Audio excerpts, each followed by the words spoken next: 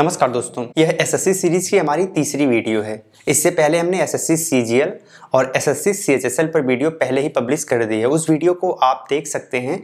इसी वीडियो के लास्ट में वो वीडियो आपको दिखेगी, उस पर क्लिक करके देख सकते हैं या आप आई बटन पर क्लिक करके भी देख सकते हैं। और उन दो वीडियो को हम इसी वीडियो के कमेंट बॉक्स में जो सबसे पहला कमेंट होगा उसमें भी लिंक कर देंगे, तो वहां से भी आप देख सकते हैं। आज के इस वीडियो में हम बात करेंगे एमटीएस के बारे में। एसएससी के द्वारा बहुत सारे ऑफिशियल नोटिफिकेशन जारी किए जाते हैं, जिसमें एमटीएस का भी ऑफिशियल नोटिफिकेशन जारी किया जाता है। काफी पॉपुलर वैकेंसी होती है, लगभग 30 से 36 लाख बच्चों के बीच में इसमें अप्लाई करते हैं, तो हम कह सकते हैं कि इसकी भी पॉपुलैरिटी काफी ज्यादा है। तो आज इसी के बारे में बात करेंगे। हम इस वीडियो में इसके फॉर्म से लेके और फाइनल सिलेक्शन तक की बात करेंगे। साथ ही ये भी जानेंगे कि प्रीवियस ईयर में जो लोग सिलेक्ट हुए हैं उनका कट ऑफ कितना गया था, और साथ ही कौन सी बुक आपके लिए बेहतर हो सकती है इसकी प्रिपरेशन के लिए, और इसकी प्रिपरेशन कैसे आपको करनी चाहिए। ये सारी बातें एक एक करके डिस्कस करेंगे, तो वीडियो थोड़ी सी लंबी हो सकती है। पूरी वीडियो से लास्ट तक जरूर बने रहिएगा। मैं सुख सिंह और आप देख रहे हैं अलग क्लासेस। चलिए वीडियो को शुरू करते हैं। हमेशा अपडेट रहने के लिए सब्सक्राइब करें और फिर बेल आइकॉन पर क्लिक करें। तो सबसे पहले जान लेते हैं एमटीएस का फुल फॉर्म क्या होता है। एमटीएस का फुल फॉर्म होता है मल्टीटास्किंग सर्विस, और एसएससी का फुल फॉर्म तो आप पहले ही जानते हैं, स्टाफ सिलेक्शन कमीशन। तो स्टाफ सिलेक्शन कमीशन के द्वारा एमटीएस यानी मल्टीटास्किंग सर्विस नाम से एक ऑफिशियल नोटिफिकेशन जारी किया जाता है, जिसमें ग्रुप सी के पोस्ट आते हैं जो कि नॉन मिनिस्ट्रियल और नॉन गेस्टेड पोस्ट होते हैं, अलग अलग डिपार्टमेंट से रिलेटेड। इसमें सिलेक्शन पाने के लिए आप अनलिमिटेड टाइम ट्राई कर सकते हो, कोई लिमिट नहीं फिक्स होती है। साथ ही इसे अप्लाई करने के लिए एज लिमिट को 2 पार्ट में डिवाइड किया गया है, एक तो 18 से 25 है और दूसरा 18 से 28 है। साथ ही साथ कुछ लोगों को एज में छूट भी मिल जाती है, रिलैक्सेशन भी मिल जाता है, जैसे कि ओबीसी के लिए 3 वर्ष, एससी एसटी के लिए 5 वर्ष। अगर हम बात करें एक्स सर्विसमैन तो उनके लिए भी 3 वर्ष है, जबकि अगर आप पीएच कैटेगरी के जनरल में आते हैं तो 10 वर्ष, ओबीसी में आते हैं तो 13 वर्ष, और अगर आप एससी एसटी में आते हैं तो 15 वर्ष। इस तरीके का एज रिलैक्सेशन दिया जाता है। अब जान लेते हैं कि इसे कौन अप्लाई कर सकता है। तो अगर आप 10th पास हैं तो आप इसे अप्लाई कर सकते हैं, या फिर 10th के इक्विवेलेंट अगर आपके पास कोई डिग्री है तो भी आप इसे अप्लाई कर पाएंगे। इसके अलावा और किसी डिग्री की रिक्वायरमेंट नहीं है, ओनली 10th पास के बेसिस पर ये वैकेंसी होती है। अब हम बात कर लेते हैं इसके सिलेक्शन प्रोसेस की। तो यहाँ पर जो सिलेक्शन होता है वो 2 टाइप के एग्जाम के बाद होता है। सबसे पहले टायर फर्स्ट और उसके बाद टायर सेकंड। जो टायर फर्स्ट होता है वो सीबीटी एग्जाम होता है, कंप्यूटर बेस्ड टेस्ट होता है। साथ ही टायर फर्स्ट का जो मेरिट होता है वो आपके फाइनल सिलेक्शन में बहुत अहम भूमिका निभाता है, जबकि टायर सेकंड क्वालिफाइंग नेचर का होता है और टायर सेकंड डिस्क्रिप्टिव भी होता है। ठीक है, इसमें आपको लेटर्स ऐसे इस टाइप की चीजें लिखनी पड़ती हैं। और आपको बता दें कि यह क्वालिफाइंग नेचर का होता है। एसएससी के द्वारा एक कट ऑफ निर्धारित किया जाता है, जिसके बेस पर आपको इसे क्वालिफाई करना पड़ता है। हाँ, लेकिन कभी कभी इसके मार्क्स को भी एसएससी के द्वारा मेजर किया जाता है, खास करके उन परिप्रेक्ष्य में जब कोई टायर फर्स्ट में 2 बच्चों का मार्क्स सेम आ जाए तो टायर सेकंड के मार्क्स को वहां पर वेटेज दिया जाता है। और सपोज करो कि टायर फर्स्ट में भी सेम आ गया, टायर सेकंड में भी सेम आ गया, तो उसके बाद उनके एज को तवज्जो दी जाती है। तो चलिए सबसे पहले टायर फर्स्ट के एग्जाम पैटर्न को ही डिस्कस कर लेते हैं। तो बेसिकली इसमें 4 सब्जेक्ट होते हैं। सबसे पहले जनरल इंग्लिश, उसके बाद जनरल इंटेलिजेंस एंड रीजनिंग का पार्ट होता है।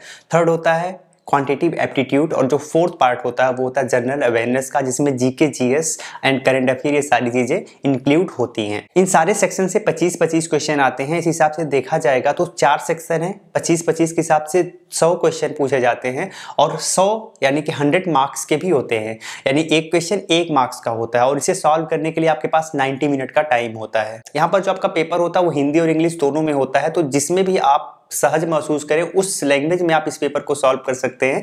ये पूरी तरह से आप पर निर्भर करता है। साथ ही अगर आप कोई क्वेश्चन गलत करते हो तो 1/4 की नेगेटिव मार्किंग भी यहाँ पर है, यानी 0.25 मार्क्स आपका काट लिया जाएगा। साथ ही एग्जाम कई दिन में कई शिफ्ट में होता है, तो यहाँ पर नॉर्मलाइजेशन भी लागू होता है। तो सबसे पहले समझ लेते हैं कि नॉर्मलाइजेशन होता क्या है। एक्चुअल में क्या होता है ना, जब कई दिन में पेपर होता है तो आयोग के द्वारा बहुत सारे पेपर सेट किए जाते हैं। अब जरूरी नहीं कि सारे पेपर का लेवल बिल्कुल एक हो।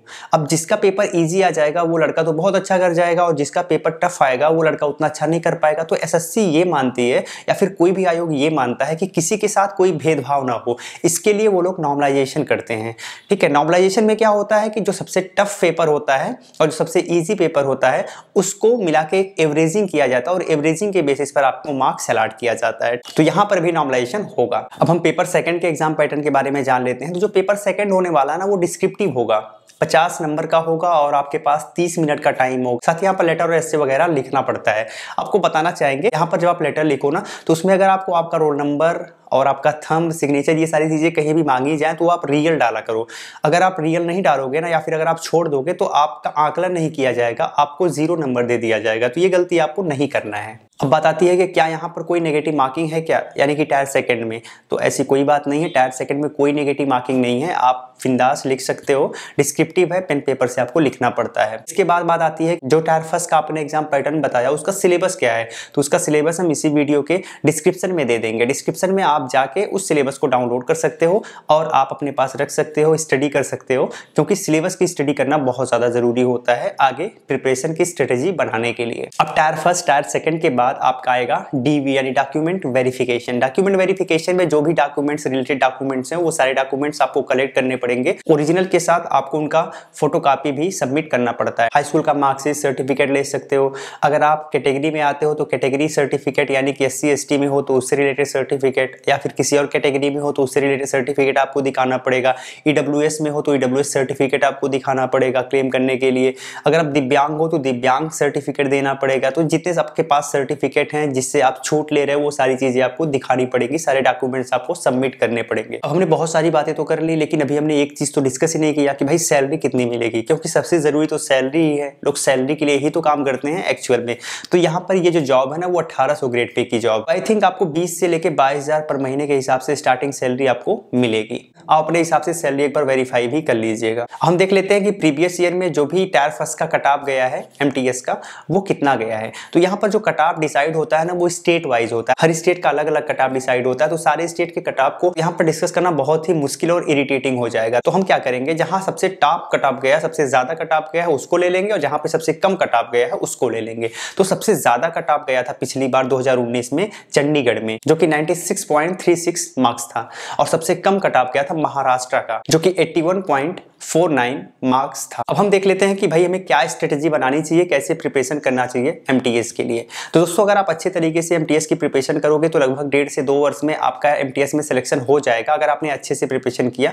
प्रिपरेशन करने के लिए क्या है, सबसे पहले आपको एग्जाम पैटर्न और सिलेबस की अच्छी जानकारी होनी चाहिए। तो हमने एग्जाम पैटर्न तो अच्छे तरीके से डिस्कस कर ही दिया है, आपको सिलेबस हमने वीडियो के डिस्क्रिप्शन में दे दिया है लिंक, तो वहां से आप डाउनलोड करके देख ही सकते हो कि क्या क्या चीजें आपको पढ़नी है। आपके पास एक नॉलेज हो जाएगा कि आपको क्या क्या पढ़ना है, क्या क्या कवर करना है एटलीस्ट। अब उससे रिलेटेड आपके पास बुक होनी चाहिए। तो कौन कौन सी बुक है वो भी हमने डिस्क्रिप्शन में आपको सजेस्ट कर दिया, वो बुक आप कलेक्ट करिए। इसके बाद अपनी प्रिपरेशन स्टार्ट करिए। अब प्रिपरेशन स्टार्ट करने के 2 तरीके हो सकते हैं। सबसे पहला कि आपको जो सब्जेक्ट अच्छे से आता ही नहीं है, आप उसके लिए किसी कोचिंग सेंटर को ज्वाइन कर सकते हो, किसी कोचिंग का सहारा ले सकते हो, ठीक है। अदरवाइज अगर आपको अच्छा कॉन्फिडेंस है रीजनिंग, मैथमेटिक्स, इंग्लिश, इन सब चीज़ों पे, तो आप खुद से भी प्रिपरेशन कर सकते हो। अब वो आपको डिसाइड करनी है कि आप कैसे हो और आपको कोचिंग की ज़रूरत है या फिर नहीं है। लेकिन अगर ज़रूरत है तो आप ज़रूर कोचिंग को हायर कर लीजिएगा, ठीक है। अब सबसे पहले आपको पूरे सिलेबस को एक बार अच्छे तरीके से कंप्लीट कर लेना है। जब आपका सिलेबस अच्छे तरीके से कंप्लीट हो जाएगा तो आपको बराबर प्रैक्टिस में रहना है, क्योंकि प्रैक्टिस सबसे ज़्यादा इंपॉर्टेंट। जितना ज़्यादा प्रैक्टिस करोगे उतना ज़्यादा आपकी स्पीड बढ़ेगी।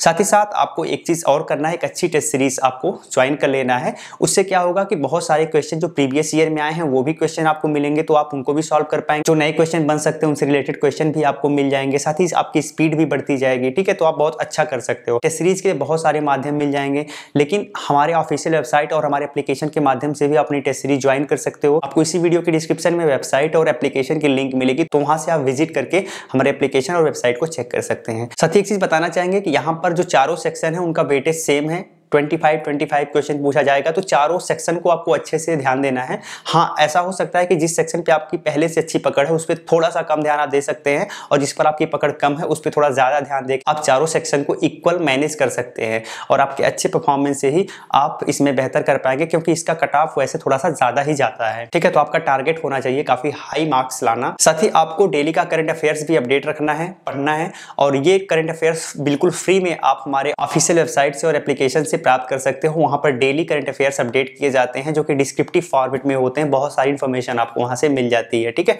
तो ये सारी सुविधाएं आप वहां से ले सकते हो। तो आपको वीडियो कैसी लगी कमेंट में लिख के जरूर बताइएगा। फिर मिलते हैं एक नए सेशन में, तब तक के लिए जय।